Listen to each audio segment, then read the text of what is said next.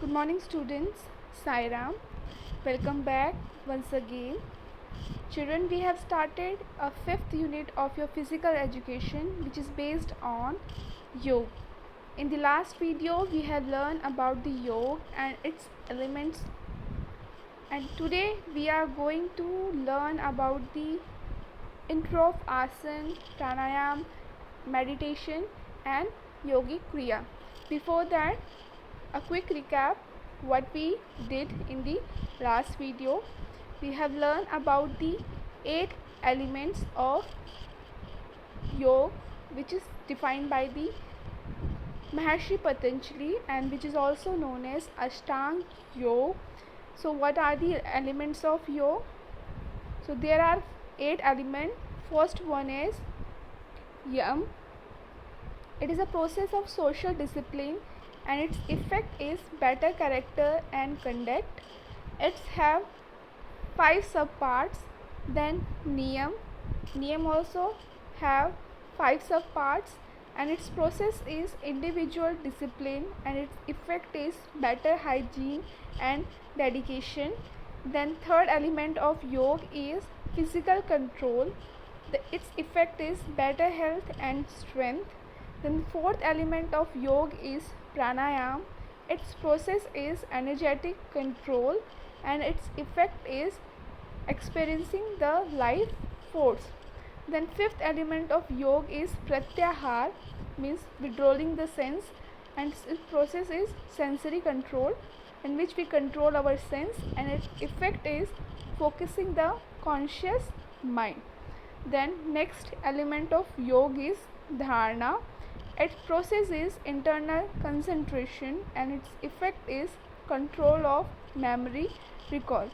Then seventh element of yoga is dhyan, which is also known as meditation. Its process is total contemplation and its effect is stoppage of the thoughts. Then the last element of yoga is, which is the ultimate goal of the yogis, is samadhi. Its process is dissolution of ego and its effect is realization of the self. So these are the 8 elements of yoga.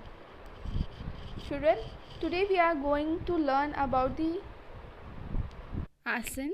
Children, what is asana? Maharishi Patanjali defined asana as sthiram sukham asanam, which means a position which is steady and comfortable. So what is asana? Asana is a posture in which you are comfortable for the long time. So the root meaning of the word asana is a position in which one feels comfortable. In asana, the body is kept in various positions in which a way that the activity of the organs and glands of the body become more efficient and finally improve the health of mind and body. They are accompanied by gentle movements, deep breathing, and pointed concentration. So, what is asana? Asana is a position in which a person is steady and comfortable. So, there are various types of asana, or you can say a position in which a way that the activity of the organs and glands of the body become more efficient and finally improve the health of body and mind. Children, asana classified into 3 groups. What are they? First group is meditative asana, second group is relaxation asana, and third group is cultural or co-reactive asana. So asana are categorized into 3 groups. One is meditative asanas, second one is relaxation asana, and third one is cultural or co-reactive asana. So let's see one by one about them. Children, by meditative asana, the meditation power of individual is enhanced, and the example of meditative asana are Padmasana, Siddhasana, etc.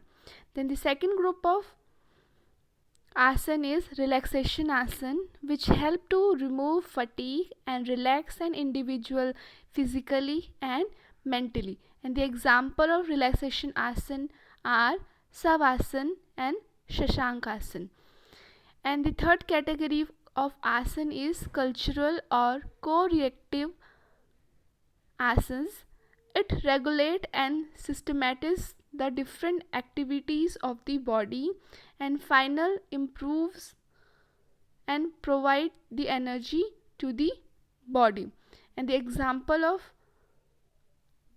cultural or co-reactive asanas are Shirshasana, Dhanurasana, Chakrasana, etc. So these are the asana of cultural or co-reactive asana. So these are the different categories of asana which help you to improve your meditation power, help you to remove the fatigue and relax the body, and help you to increase the level of energy in your body. So these are the different types of asana.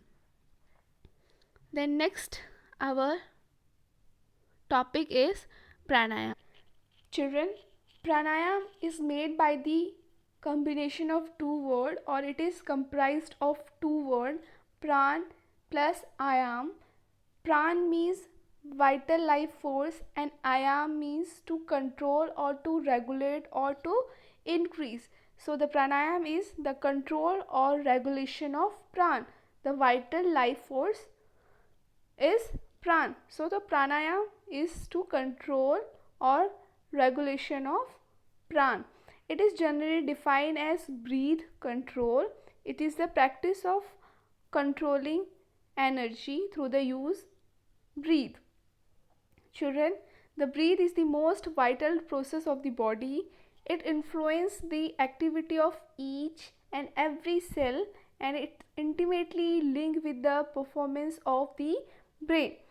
So respiration fuels the burning of oxygen and glucose and producing energy to power every muscles contraction, glandular secretion, and mental process. So breathe is very important for us. So by the help of pranayam we can control the breath, we can regulate the breath, we can increase the vital life force of our body. Then our next topic is parts of pranayam. Pranayam complete in a 4 steps.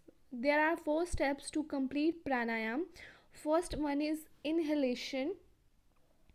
Then second one is we are holding the breath inside. When we inhale, we hold the breath inside. That is called internal retention of breath. Then it is the second process, second step. Then third step of pranayam is exhalation, in which we remove the air out. We remove the air out. After that, fourth step of pranayam is external retention of breath. Retention means hold.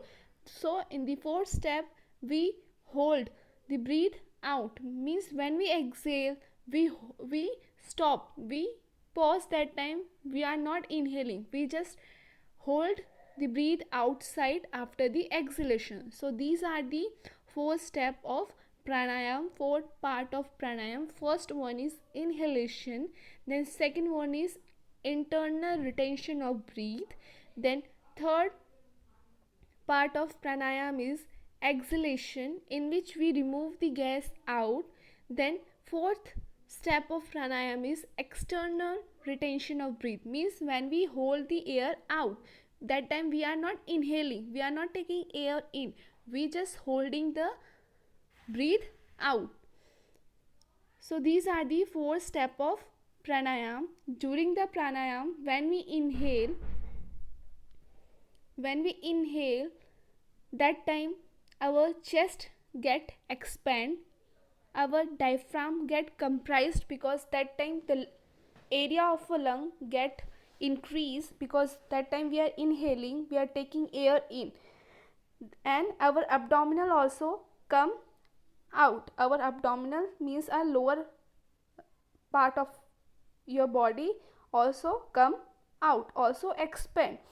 And in the exhalation means breathing out, our lungs get contract, our chest got contract, because that time we are removing the gas out, and our diaphragm get relax. So this is the right process of correct process of breathing. So when we inhale, that time our chest should be expand and our lower abdominal should come out, means our lower abdominal should also expand. And when we breathe out means when we exhale, that time our chest go down and our lower abdominal should contract, also go inside. So this is the correct process of breathing. So what are the four parts of pranayam? First one is inhalation, then second one is after inhalation, then there is retention of breath. Internal retention of breath means after inhalation we breathe and we hold the air inside. Then third step is exhalation, in which we remove the gas out, we breathe out. Then fourth step of pranayam is external retention, means when we hold the breath out. After exhalation we hold the breath out. So these are the four steps of pranayam: inhalation, internal retention of breath, then exhalation, then external retention of breath. Then there are 8 types of pranayam. What are they? The first one is Surya Bhedi pranayam, Ujjayi pranayam, Sheetkari pranayam, Sheetli pranayam, Bhastrika pranayam, Plavani pranayam, and the last one is Murcha pranayam. So these are the different types of pranayam. What are they? Once again, Surya Bhedi pranayam, Ujjayi, Sheetkari, Sheetli, Bhastrika, Plavani, and Murcha pranayam. So these are the different types of pranayam. Then our next topic is meditation. Children, meditation is the process of complete consistency or concentration of mind. It is a practice where an individual use a technique such as mindfulness or forcing the mind on a particular object, thoughts, or activity to train attention and awareness and achieve a mentally clear and emotionally calm and stable. It is a stage of mind in which there is a continuous dynamic consciousness without any obstruction.